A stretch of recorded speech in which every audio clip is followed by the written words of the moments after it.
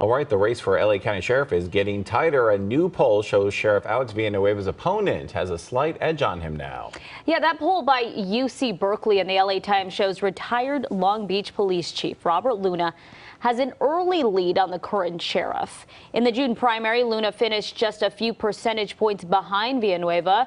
Now, with 3 months to go until November's election, the two candidates are locked in a tight race. Well, here are the poll results. Overall, 31% of LA County voters say they support Luna and 27% say they support Villanueva. Now, when it comes to Democrats, 46% plan to vote for Luna, with only 7% supporting the current sheriff, but 54% of Republicans support Villanueva and 13% say they will vote for Luna. Joining us right now to talk more about this race on the November election is Loyola law professor Jessica Levinson. Good evening, Jessica. Thanks for joining us. Sheriff Villanueva was 6 points ahead during the primary. This is a major change with the latest poll, with liberals and Democrats for many reasons. Luna is ahead with Democrats, even though he was formerly a Republican. Villanueva ahead with Republicans, even though he essentially is a Democrat. So why are we seeing this dramatic change, do you imagine? It's a really interesting flip-flop when you talk about their prior registrations and now who they're appealing to. So why do we see this? I think in part because the primary field was very different. Democrats really didn't coalesce around Luna, but now what we're seeing is he's getting all of the support of people who basically didn't vote for Villanueva. And I think that trend will only accelerate. And so if you looked at the primary numbers, yes, Villanueva was a little bit ahead. This is a low information race to a certain extent, and you have a lot of built-in benefit to being the incumbent. But I think it was predictable that Luna was going to pick up the support from the other people who are running and will only continue that momentum as he gets more name recognition, which is really, I think, his biggest fault line right now.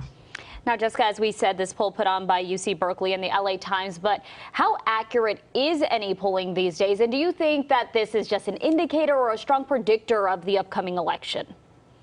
So I actually think because of the partisan breakdown that you showed, and that was a great graphic, it's an indication of where we are now, and I think where things will go. Now, of course, there could be some major criminal justice issue that changes people's minds, but if you look at how much support Luna has among Democrats, how much support Villanueva has among Republicans, and then you take a step back and think about how many more Democrats there are in Los Angeles County than there are Republicans, I would say this is an indication that things are looking good for Luna because there's such a big percentage that's undecided.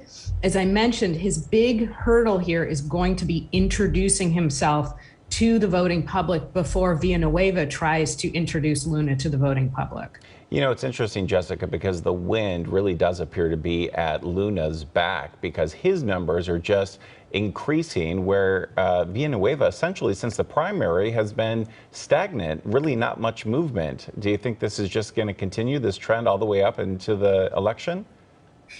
I do. I think Villanueva has probably plateaued. I mean, it's difficult because, and you talked about, in the introduction, how he was one of the first sheriffs, or we've talked about before, he was one of the first sheriffs as a candidate, as a challenger to unseat the incumbent. I think that was in part because his ballot title was actually confusing for people. They weren't sure if he was the incumbent. That's a long way of saying I think he's probably plateaued, as I mentioned. And I think Luna just has nowhere to go but up. Again, having said that, you could always see some major criminal justice news that changes people's minds. Jessica, we're just a few months away from elections, and we saw the voter turnout for the primary, especially amongst young adults. Not very great. How do you imagine turnout will be for the midterms this cycle, and which candidate will that then benefit? So historically, turnout is always higher in the general than in the primary. And if you talk about higher voter turnout in a place like Los Angeles, that's going to mean more Democrats turning out. And as we've just discussed, that's going to be better for Luna. Jessica, just a few days ago, we had another poll talking about the presidential race, saying that California Democrats do not want President Joe Biden seeking a second term. He had such a strong support base here. Has that vanished permanently, do you think, or do you think this is just a temporary dip because of all the bad news coming Biden's way in the last few months? So I think it's showing that there's some lack of enthusiasm or dissatisfaction with Biden. It's important, I think, for people to remember if he is the Democrat nominee, California voters will vote for him. He will get California. But there's not a ton of, again, momentum, excitement behind him. And the question will be, if he steps aside, then is there another candidate that the Democratic Party can coalesce around, and there'll be more excitement maybe around that person? I think it indicates a lot of things, that people aren't at this point necessarily thrilled with the economy and specifically inflation. Of course, a president only has so much control over any of that, but there have been some pretty significant legislative achievements recently. And I wonder if the polls will start to improve a little bit, at least for Biden. Well, Jessica, we thank you so much for your time. Thank you for always breaking things down for us. Thanks again. Have a great night. You too.